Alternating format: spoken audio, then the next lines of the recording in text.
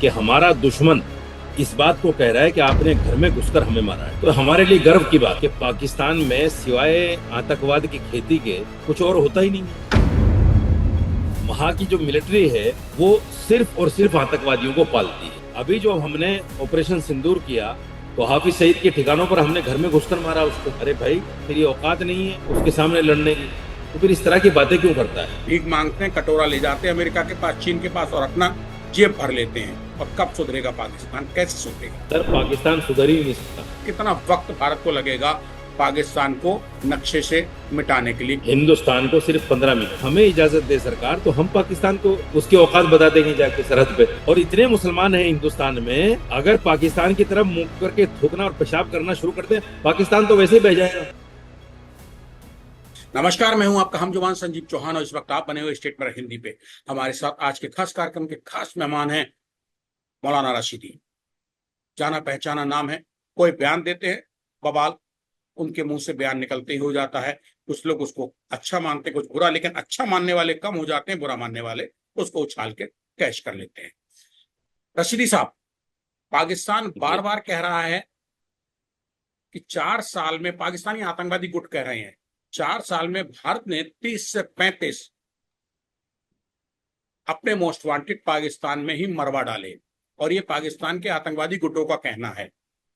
रशीदी साहब, क्या कहना चाहते हैं? मतलब इसका तय हो गया है कि पाकिस्तान आतंकवाद की फैक्ट्री है, वहां आतंकवादी पाले जाते हैं, क्योंकि उनके अपने ही आतंकवादी गुरु जो हैं वो सब मान रहे हैं कि भारत ने 4 साल में 30 से ज्यादा आतंकवादी, पाकिस्तानी आतंकवादी पाकिस्तान के अंदर में जाकर ठुकवा दिए, ठिकाने लगवा दिए। देखिए, ये हिंदुस्तान के हर नागरिक के लिए एक ऐसा पल है, खुशी का पल। यानी हमारा सीना चौड़ा हो जाता है जब हम इस बात को सुनते हैं कि हमारा दुश्मन इस बात को कह रहा है कि आपने घर में घुसकर हमें मारा है। तो हमारे लिए गर्व की बात है, हमारे लिए एक खुशी की बात है। रही बात यह कि पाकिस्तान को कौन नहीं जानता सर, पूरी दुनिया जानती है कि पाकिस्तान में सिवाय आतंकवाद की खेती के कुछ और होता ही नहीं है। वहां की जो मिलिट्री है, जो रोल करती है वहां की मिलिट्री, वो सिर्फ और सिर्फ आतंकवादियों को पालती है। हाफिज सईद, मुल्ला उमर और जितने भी लोग हैं, उन तमाम लोगों को जिस तरह से खाद पानी मिला है पाकिस्तान से, इस बात की पूरी दुनिया गवाह है। अभी जो हमने ऑपरेशन सिंदूर किया तो हाफिज सईद के ठिकानों पर हमने घर में घुसकर मारा उसको, और कई सारे लोग उसके मारे गए, लखवी वगैरह भी काम आ गए। तो ये तो तय है। देखिए, इसको तो वो पाकिस्तान माने ना माने, लेकिन हिंदुस्तान में इतनी शक्ति, इतनी ताकत है कि वो घर में घुस के मार सकता है।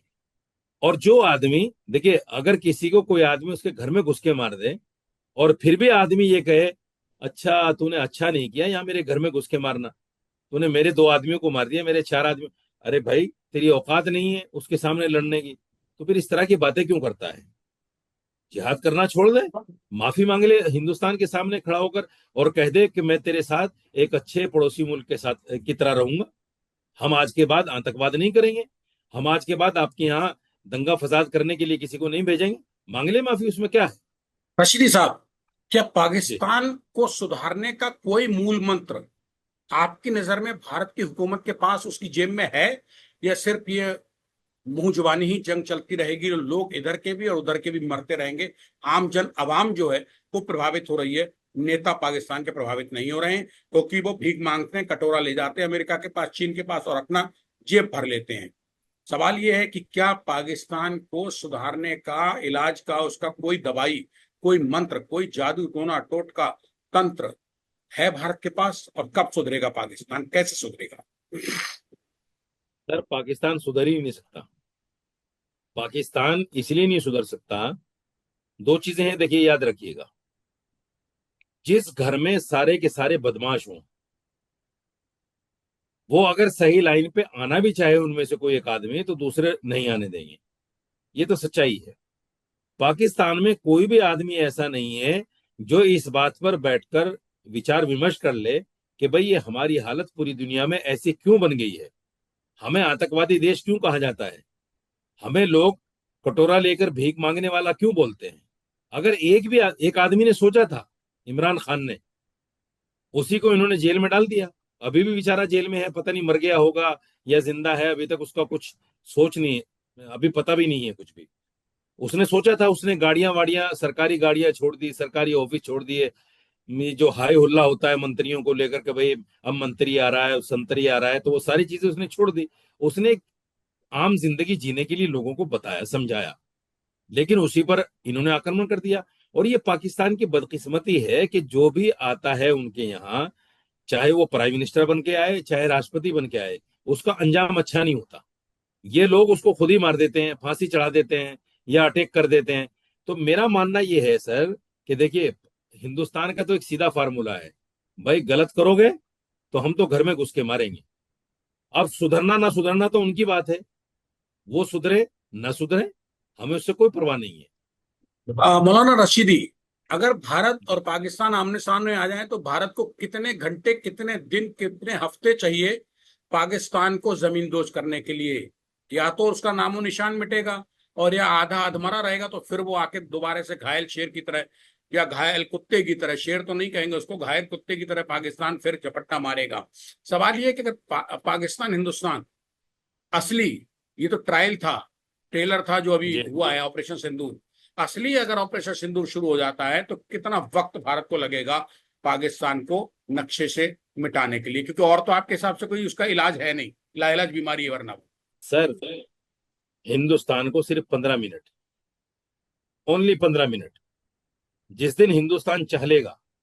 और मैं तो ये कहता हूं, देखिए मैं ये कहता हूं, मैंने कारगिल की जंग के मौके पर भी एक प्रेस कॉन्फ्रेंस करके मुख्तार अब्बास नकवी के साथ में वाजपेयी जी से कहा था कि अगर सरकार हमें इजाजत दे, यानी इमामों को इजाजत दे, जो हिंदुस्तान के इमाम है, करीब 5.5 लाख इमाम है हिंदुस्तान में। हमने कहा, जो 3.5 लाख मेरे भी मेंबर हैं, तो मैंने कहा कि अगर हमें इजाजत दे सरकार, तो हम पाकिस्तान को उसकी औकात बता देंगे जाके सरहद पे। और इतने मुसलमान हैं हिंदुस्तान में, अगर पाकिस्तान की तरफ मुंह करके थूकना और पेशाब करना शुरू कर दे, पाकिस्तान तो वैसे ही बह जाएगा। पाकिस्तान के पास है क्या? आप घंटों की बात तो करें ही नहीं, घंटों की बात ना करें। आप तो ये पूछें कितनी मिनट में, पंद्रह पाकिस्तान मिनट के में पास साफ हो जाएगा। मियां मुनीर है, पाकिस्तान के पास शहबाज शरीफ है। सर, चोर, बदमाश, लफंगे, आतंकी, उनके यहाँ दिल नहीं होता। हमारे पास दिल है, हम 15 मिनट में सफाया कर सकते हैं। हमारे फादर कहा करते थे कि बेटा, चोर जो आता है ना घर में चोरी करने के लिए, उसके पास दिल नहीं होता, वो दिल का बहुत कमजोर होता है। साहूकार तो डरता ही डरता है चोर से, उसकी लट से, उसकी गन से, लेकिन चोर साहूकार से उससे भी ज्यादा डरता है। तो आपने पाकिस्तान तो आतंकवादी भेजने वाला है, उसके पास ताकत नहीं है सर।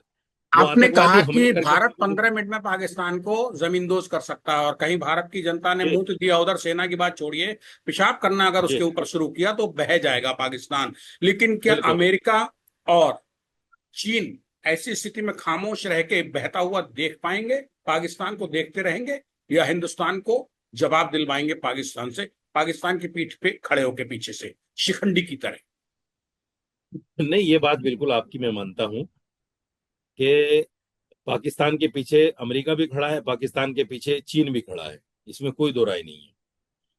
और अमेरिका और चीन के खड़े होने की वजह भी है, एशिया में उनको अड्डा चाहिए, और अड्डा पाकिस्तान है। पाकिस्तान में बैठकर पाकिस्तान के रास्ते से वो 10 जगह हमला कर सकते हैं। ये बात सही है बिल्कुल, कि अमेरिका और चीन ऐसा होने नहीं देगा, और वो उसको बराबर सपोर्ट करेगा, बल्कि वो सामने आकर भी हिंदुस्तान पे हमला कर सकता है। ये भी हमें सोचकर चलना चाहिए, क्योंकि अमेरिका एशिया में, उसको उसका जो मजबूत अड्डा है सबसे, वो पाकिस्तान ही है। पाकिस्तान में बैठकर ही वो सब कुछ कर सकता है। देखिए, ईरान पर जो हमला हुआ और इजराइल ने हमले किए, तो ये सब जो कहानियां हैं अमेरिका की यहाँ से तो तैयार हुई। अमेरिका तो सबसे बड़ा दहशतगर्द है। लेकिन हमारे देश ने, हमारी हमारी जो फॉरेन पॉलिसी रही, उस पर हमें कहीं गौर करने की जरूरत है, कि जो लोग हमें बार बार आंखें दिखाते हैं, बार बार हमें जलील करने की कोशिश करते हैं, तो हम उनके साथ कहाँ, क्यों और कब खड़े हों, ये भी सोचने की जरूरत है सर। रशीदी साहब, ये तो आपने बताया, लेकिन जब चीन और अमेरिका पाकिस्तान की सपोर्ट में भारत के खिलाफ खड़ा होगा, तब रूस का क्या रुख होगा? देखिए, रूस तो आपने देखा ईरान और इजराइल की जंग में भी बीच में रहा। उसने उधर का भी तमाशा देखा, उधर का भी तमाशा देखा, और सपोर्ट उसने ईरान को की है, ये तो आप जानते हैं। लेकिन रूस डायरेक्टली अमेरिका से भी दुश्मनी नहीं ले सकता और इजराइल से भी नहीं ले सकता, क्योंकि उसको पहले ही जंग में फंसाया हुआ है अमेरिका ने। तो रूस तो दरमियानी पोजीशन में रहता है। रूस खुल के सामने नहीं आता। हाँ, हिंदुस्तान के साथ में कई मामलों पर वो खुल के भी सामने आया है। उसने बोला भी है कि हाँ मैं उसने तेल देने की बात भी की है, उसने हथियार देने की बात भी की है, बहुत सारी बातें हुई हैं। तो मेरा मानना यह है कि देखिए, हिंदुस्तान की जो फॉरेन पॉलिसी है, मैं फिर कहता हूँ, फॉरेन पॉलिसी मेकर जो लोग हैं वो सिचुएशन समझ के जो कुछ कर रहे हैं वो अपनी जगह है।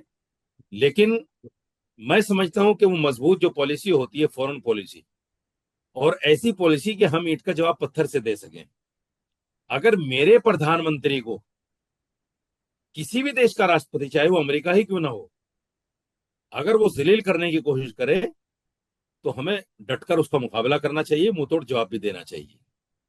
खाली सुन के अवॉइड नहीं कर देना चाहिए, ये भी होना चाहिए। रशीदी साहब, बहुत बहुत शुक्रिया।